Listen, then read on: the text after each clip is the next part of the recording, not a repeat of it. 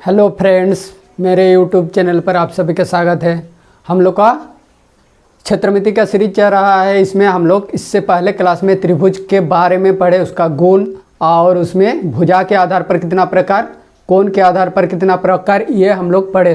तो उसके बाद हम लोग का ये चीज़ आता है, एक होता है समद्वि बाहु समकोण त्रिभुज, जिसको आइसोसेल्स राइट एंगल ट्रायंगल कहते हैं। तो इसमें क्या होता है, इसको पहले हम लोग जान लेंगे, उसके बाद ही हम लोग इसका क्षेत्रफल देखेंगे और उसके साथ उसका मैथ भी बनाएंगे। तो चलिए, जैसे समद्वि बाहु, उसमें बताया गया है समद्वि बाहु त्रिभुज के बारे में, फिर समकोण त्रिभुज के बारे में बताया गया। तो ये दोनों का कॉम्बिनेशन है, समद्वि बाहु और समकोण।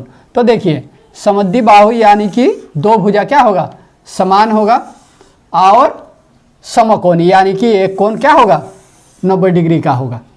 तो मान लीजिए ये कोण हम लोग का 90 डिग्री हुआ और ये भुजा बराबर है, तो इसको क्या कहते हैं, समद्वि बाहु समकोण त्रिभुज। तो इसमें क्या होता है, मान लीजिए ए बी सी, अगर ए बी सी में एक त्रिभुज है, इसका बी कोण 90 डिग्री होगा, तो और इसका दो भुजा यानी कि समद्वि बाहु मतलब दो भुजा बराबर होगा, यानी कि भुजा ए बी बराबर भुजा बी सी। तो हम लोग इसको क्या कहेंगे, समद्वि बाहु समकोण त्रिभुज।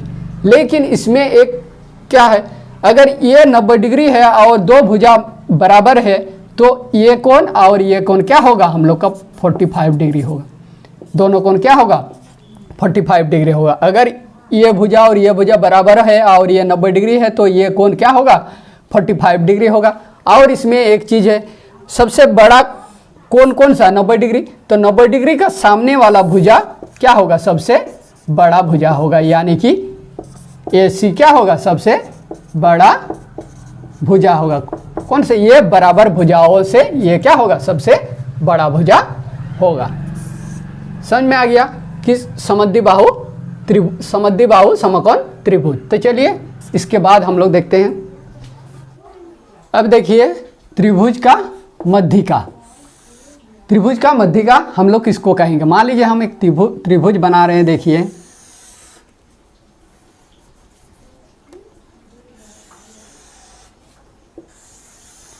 ये एक हम लोग का त्रिभुज हुआ।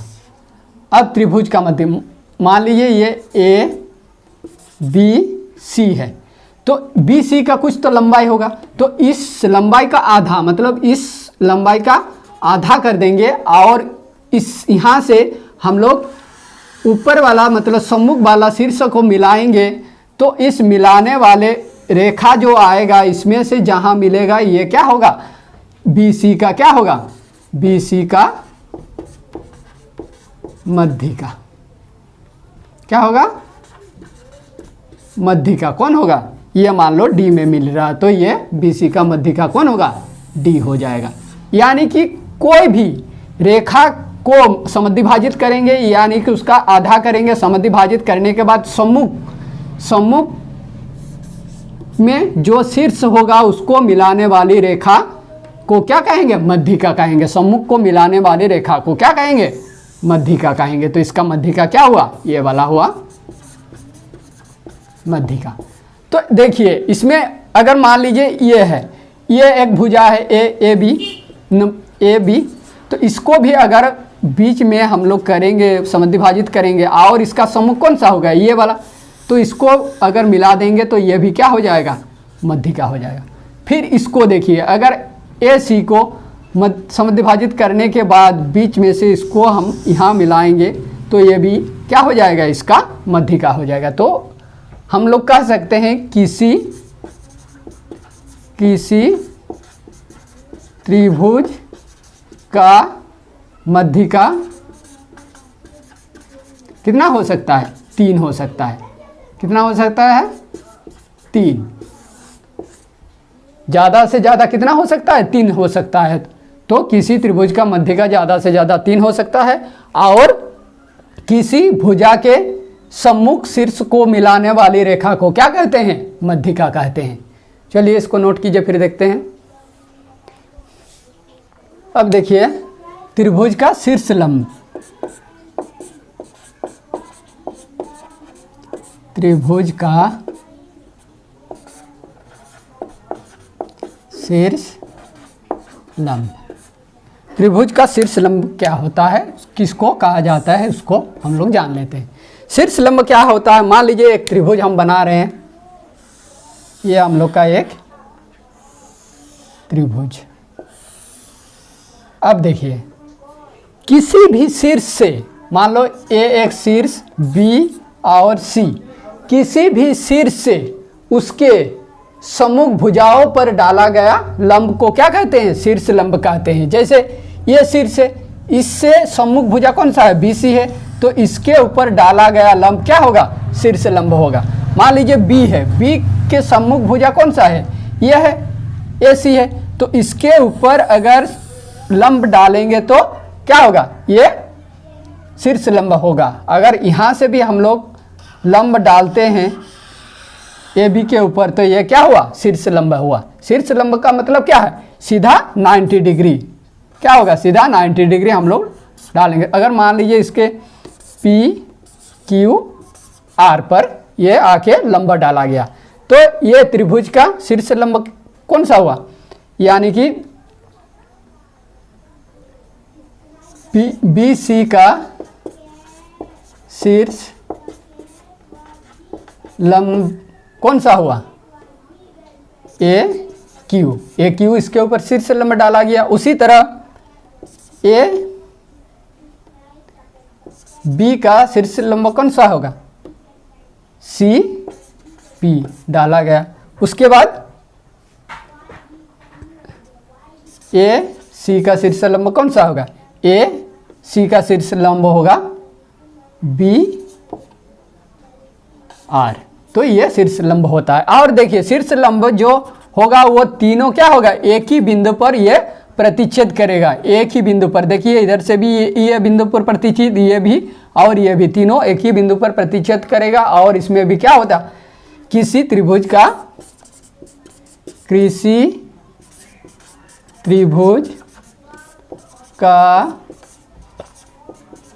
शीर्ष लंब कितना होता है, किसी भी त्रिभुज का शीर्ष लंब भी 3 ही होता है।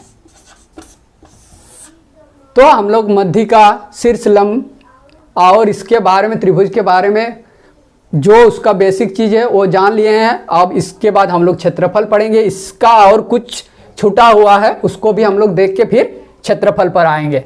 तो देखिए त्रिभुज का अंतकोण, अंतकोण किसको कहते हैं। मान लीजिए एक त्रिभुज है, ये वाला एक त्रिभुज है, इसको नाम दे दीजिए ए बी सी, ये त्रिभुज है। तो अंतकोण किसको कहेंगे, यानी कि अंदर वाला कोण। अंदर वाला इसमें कोण कहाँ है, ये वाला एक कोण, ये वाला एक कोण और ये वाला एक कोण, यानी कि अंदर में कितना कोण है, 1 2 3। तो ये अंदर वाला कोण को क्या कहते हैं, अंत कोण, यानी कि कोण ए, कोण बी और कोण सी को क्या कहते हैं, अंत कोण। त्रिभुज के अंतकोण कितना होता है, 3 होता है। मैक्सिमम कितना होता है, 3 होता है। अंतकोण कितना होता है, 3। अब देखिए अंतकोण का योग, अंत कोणों का योग मतलब अंतकोण का योग कितना होता है। किसी भी त्रिभुज में आप किसी भी तरह का त्रिभुज बना लिए, सभी अंतकोणों का योगफल कितना होता है, 180 डिग्री होता है। अब किसी भी तरह मान लीजिए हम इधर से इधर से इधर से बना लिए तो इसका भी अंत कोण जो 3 कोण है, इस तीनों कोण का योगफल कितना होगा, 180 डिग्री होगा। तो इसमें मान लीजिए कोण ए है प्लस कोण बी प्लस कोण सी, ये तीनों कोण का योगफल कितना होगा, 180 डिग्री ये होगा ही। इससे किसी भी तरह का आप 3 भुजा ले लीजिए, भुजा लेके जोड़ दीजिए, उसको बंद कर दीजिए और कोणों को मापिए तो उस तीनों कोण का योगफल कितना होगा, 180 डिग्री का होगा। अब आइए हम लोग इसको देखते हैं, बाह्यकोण। बाह्यकोण क्या होता है, बाह्यकोण ये होता है, मान लीजिए त्रिभुज हम बना रहे हैं, देखिए ये एक त्रिभुज है, त्रिभुज बन गया। मान लीजिए ये वाला भुजा को हम आगे बढ़ा दिए तो यहाँ एक कोण बन गया।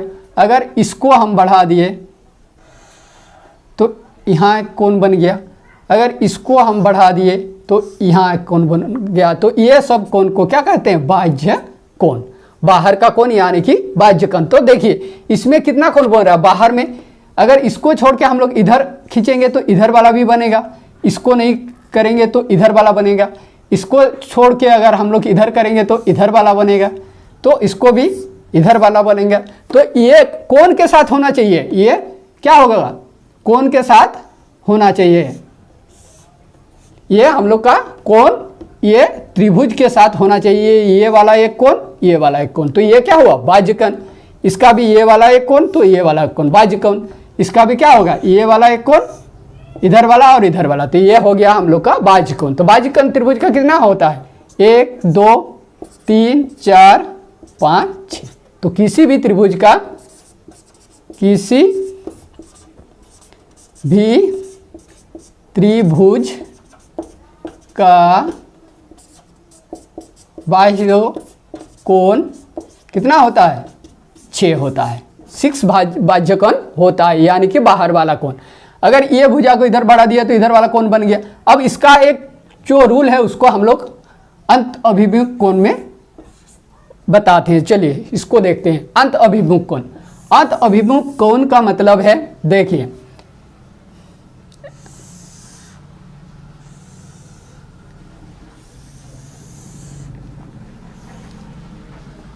ये हम लोग का त्रिभुज हो गया A B C A D. ये त्रिभुज ए बी सी को और थोड़ा बढ़ा दिए डी तक बढ़ा दिए। अब यहाँ एक कोण हम लोग का बन गया, मान लीजिए x। अगर ये कोण, ये एक कोण है P और मान लीजिए ये एक कोण है Q, ये दो कोण है। तो क्या बोला है? अंत अभिमुख कोण। तो इसका ये क्या होगा? ये बाहर का कोण है, तो बाहर के अंदर में जो अभिमुख कोण होता है तो उसको क्या कहते हैं? अंत अभिमुख कोण। यानी कि इसका अंत अभिमुख कोण ये हो जाएगा और इसका अभिमुख ये दोनों हो जाएगा, यानी कि Q और P, यानी कि X का अंत अभिमुख कोण कौन सा होगा? कोण Q एंड कोण P। मतलब ये वाला इसको कोण को माना है P, Q और P, तो ये Q और P होगा।